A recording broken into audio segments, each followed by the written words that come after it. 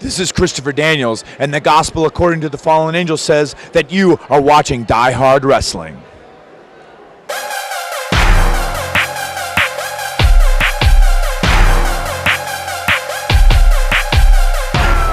Now, Chris, you're one of the main reasons why independent wrestling is as popular as college basketball. Now, Didn't know that. That's good to know. what's your current thought on the state of the independent wrestling scene? Well, independent wrestling sort of follows track with WWE's business, TNA's business, and so right now I feel it's a little bit in flux just because wrestling as a whole is sort of going through transitions. But there's always guys that are hungry for that opportunity. There are always guys that are hustling and trying to get their name out there. So I mean, you're always going to find people passionate about independent wrestling because that's where you're finding the people that are really hungry to kind of break through to the next level. Now, you helped one of the top independent promotions out there, Ring of Honor, get on the map. How do you feel about their growth over the last couple of years, their TV deals, and do you feel that it's still the same alternative for wrestling fans who want more wrestling rather than entertainment? Well, first of all, yeah, I definitely feel like when it comes to the wrestling, you're probably not going to find better actual in-ring product than Ring of Honor right now.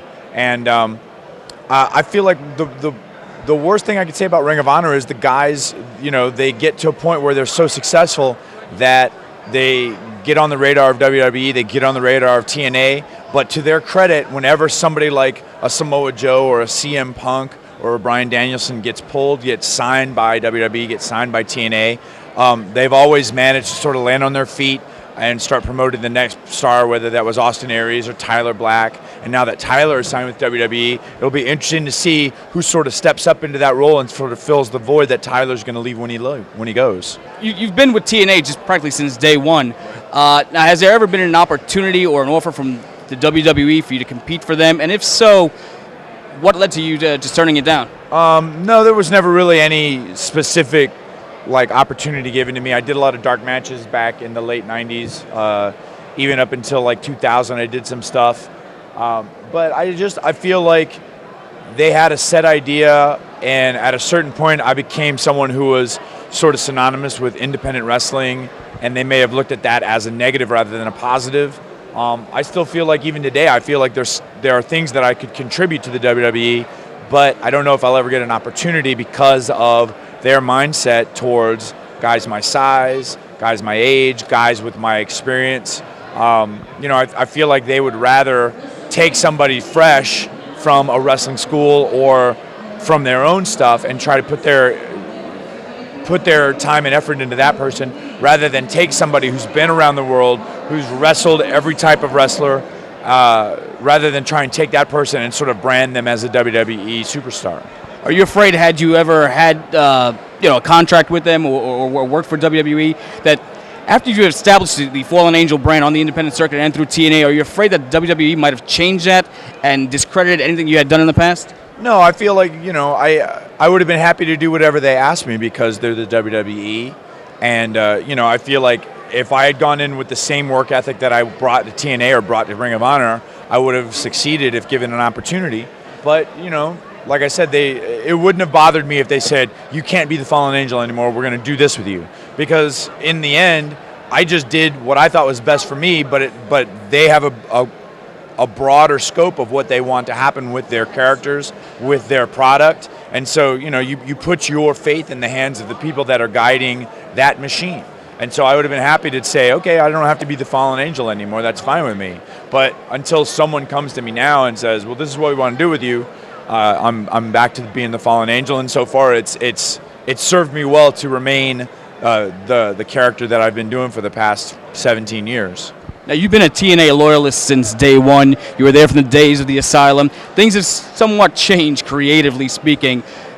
What are your thoughts on that? Would you prefer going back to the way it was back when TNA originally started back in 2002? And where do you see areas of opportunity where they can strengthen the product? Well, I don't know if going back to the ways they were when the Asylum was going on is the right thing, but I will give credit where the credit's due in terms of TNA's always been willing to take opportunities, take chances with certain things, and sometimes those chances pay off and sometimes they don't. I feel like up until the Monday night thing where they tried to go to Monday night, I feel like all the steps that they took were small steps forward, even if they were small steps, they were always steps forward. And so, going from Wednesday pay-per-views to doing television on Fox Sports to finally getting a Spike deal and going from Saturday night late to Thursday night in primetime, they were always moving forward. Where they go from here, it's really up to them. Will I be a part of that? Also up to them. I would like to go back just because a lot of my friends are there, but I wouldn't feel a sense of failure if I didn't go back to TNA. You know what I mean? I feel like no matter what happens, there's a market for Christopher Daniels. I feel like right now I'm wrestling some of the best matches of my career at Ring of Honor. No matter where I end up, I'm always going to strive to test myself and become a better wrestler. Even after 17 years, I feel like there are places to improve and be a better product to promote. A lot of people label you as the king of the indies. If there were 5 guys right now on the independent scene that you could recommend for the TNA roster, who would they be? Oh, man, you put me on the spot. Well, you know what? Guys like Davey Richards, guys like Eddie Edwards, you see a lot of the best talent in Ring of Honor. You can basically look at their roster right now and someone who hasn't been to TNA yet and find a way to use them because in the ring, those guys are usually head and shoulders. Guys like Sami Callihan they stand out to me. Guys like Tommaso Ciampa, those guys are really excellent wrestlers, and I feel like they're one break away from getting noticed and being seen. Johnny Gargano's another one, definitely. Just an opportunity. They're one opportunity away from being in the spotlight and getting their opportunity to show the world what they can do. Who are some of the guys that influenced your career and your style? Well, it's funny. There was a period like when you become a wrestler, you sort of split your fandom into the time before you were a wrestler and the time after you become a wrestler. Before I was a wrestler, I was growing up in North Carolina, so the people that I enjoyed, I watched Magnum TA live in Fayetteville, North Carolina, growing up as a kid, wrestle Ric Flair, wrestle Nikita Koloff. And before his tragic accident, he was one of my favorite wrestlers. Sting was a favorite wrestler of mine just because he stood out from that crowd. And growing up watching guys like the Road Warriors and Dusty Rhodes and the formation of the Four Horsemen, I still look back on that as, to me, like the glory days of professional wrestling. Once I became a wrestler, especially the fact that I was a smaller guy, I'm 5'11", right now I weigh 200 pounds. Guys like Sean Waltman and Shawn Michaels were definitely the two that influenced me the most in terms of just giving me the confidence to say, you know what, I don't need to be 6'3", I don't need to be 250 pounds. These guys are succeeding, and especially in Michael's case, becoming world champion at that level. I've always strived to get a tenth of the success that Shawn has had, and I hope at the end of my career I can look back and say I was respected in the same way that Shawn Michaels was respected in what he brought to the game. If you had 2 dream opponents, one from the past and one that you can actually currently wrestle today, who would they be? It's tough. I think as a wrestling fan, I would have loved an opportunity to wrestle Ricky Steamboat and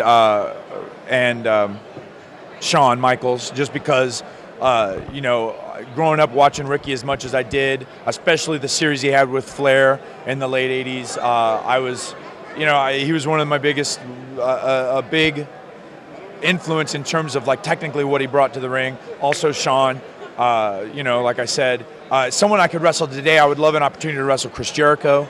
I've been saying for years that I feel like he's one of the best when it comes to melding in-ring talent and in-ring character. You know what I mean? He knows what it takes to sell a character, and then when it comes time bell to bell, he's flawless. And so, he's definitely somebody that I would love to have an opportunity to work something with. 17 years in the business, where does the Fallen Angel see himself life after wrestling? Is it movies? Is it something else? Or do you see yourself contributing and molding some of the younger talent? I would love an opportunity to be involved in wrestling after my in-ring career is over. I've made no secret of the fact that I'd love to do commentary in some way, shape, or form, whether it was as a lead guy like a Jim Ross or as a color commentator like what Jerry Lawler does. And yeah, definitely backstage, I would love the opportunity to sort of give my perspective on what makes a good match, what makes a good wrestler, what makes a good character. Living in California, there's always opportunities, and if I get the opportunity to to do acting, I will do that. I mean, that's sort of what my background was in before I got into wrestling. So, there are many options, many avenues I can travel, and I'd love to travel as many as I can just to do as much as I can. Chris, I'm going to hit you with some best of the best. First thing that comes to mind, rapid fire. Best ever in-ring opponent that you faced? Definitely the tie between AJ Styles and Samoa Joe, man. I had chemistry with those guys that I didn't have with anybody else, bar none. Best finishing move in the business? I don't know, man. The best in the business? Of all time. You know what? I'll go with Canadian Destroyer just because I was always a big fan of the way Petey pulled that off. That's the clothesline. Doubling over with the boot to the midsection. Oh my goodness! There it is! You see that? The Canadian Destroyer. Best underrated wrestler? Underrated. God. Do I count? Can I say me? I guess I'd be happy just to say best underused wrestler, but there's so many guys that never get the opportunity they deserve. Sanjay Dutt is outstanding and deserves more than he's gotten in this business, so I'll go with Sanjay. Best match you've ever watched? Ooh, wow. I think the one I watched that I felt the strongest about as a fan was Shawn Michaels and Razor Ramon, the ladder match from the WrestleMania they did. So I would have to go with that one. Best match you ever had? The three-way, Joe and AJ at Unbreakable 2005. Just how I felt as that match was going on and the minute the bell rang for it to end.